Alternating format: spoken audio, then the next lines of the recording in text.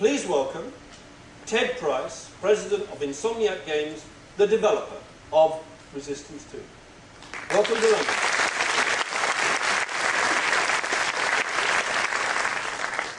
Thank you, David. So with Resistance 2, we focus equally on 4 areas. These are things we call the 4 C's. Community, campaign, co-op, and competitive. And I'm going to say just a few words about each one. First of all, community. David talked about the importance of community for the PlayStation 3. In Insomniac Games, we believe that every game released these days has to have a strong online community behind it. With Resistance Fall of Man, we began building that community with myresistance.net. Now with Resistance 2, we're completely revamping myresistance.net. We're adding the kind of social features that you'll see in sites like Facebook. Features that, among other things, allow you to find players with similar interests and hook up with them in-game and outside of the game. These features will also be very tightly integrated with the game, and we'll be talking about those more in the months to come. Now, the campaign for Resistance is something I won't be showing today, but I do want to say a couple words about it. This time, we are focusing squarely on Nathan Hale and his story as he travels back to the United States to fight off a Chimeran invasion. We'll be answering more questions about Nathan Hale, who he is, talking about the Chimera and where they came from. Furthermore, we're taking advantage of the incredible variety of settings within the United States that 1950s America offers. What you're seeing here are screenshots from one of our levels set in the redwoods of California. Now with co-op, we're definitely breaking new ground. We have 8-player online co-op with its own campaign, its own story. We have different character classes you can play. We have character progression. We have experience-based persistent rewards. It has a lot to offer. But today, we're going to be focusing on competitive. So instead of talking about it, I'm going to show you some gameplay that we captured just a couple days ago back in Los Angeles. Now please keep in mind, the game is 6 months away from appearing on shelves, so this is work in progress.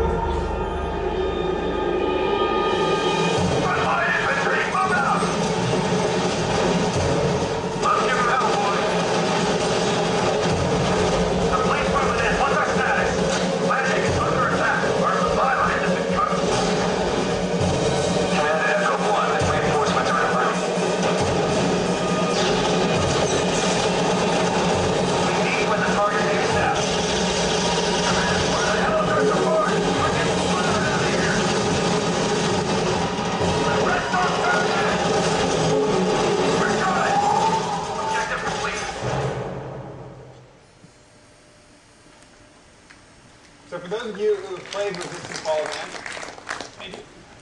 You probably noticed that we didn't have any Chimera in this. So don't worry, we will have Chimera in the final game. We haven't implemented them yet, but you will be able to play as a human or a Chimera. Now with Resistance Fall of Man, we definitely broke new ground when it came to sheer size and scale. But with Resistance 2, we're upping the ante once again. We're going from 40 players to 60 players in our battles. Now we're well aware at Insomniac that more players doesn't necessarily mean better gameplay. In fact, it could actually have the opposite effect if games devolve into chaos without organization. So our rallying cry for Resistance 2 competitive has been massive battles, more intimacy. Now, what do I mean by more intimacy?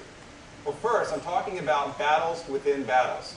Every 60-player battle is actually comprised of 5 smaller skirmishes between squads, where every squad has its own objectives. Definitely helps to keep the battle spread out. But how do these squads know what their objectives are? Well, that's where our dynamic objective system comes in. Every squad is assigned objectives that change as the battle changes. And what's great about this is not only do the squads know what they're doing all the time, it keeps squads spread apart so that everybody isn't stepping on each other's toes. We don't have situations where 60 players are just fighting in one small area.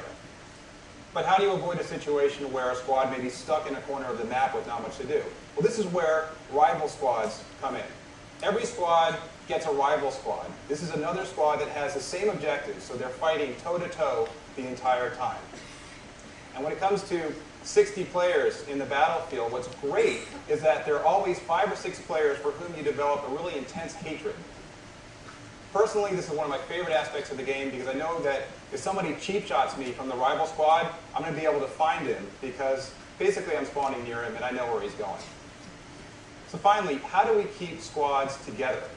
Well, we have a reward system that rewards teamwork. So we give out lots of bonus points when you're actually working as a team. And these can be used to earn persistent rewards in the game, to level up, etc. We'll be talking about that more in the next few months. So, bottom line, Resistance 2 Competitive has a lot to offer. With its massive battles and more intimacy, we think it's going to be breaking new ground for the PlayStation 3 and then online in general. But that's just a quarter of the overall game.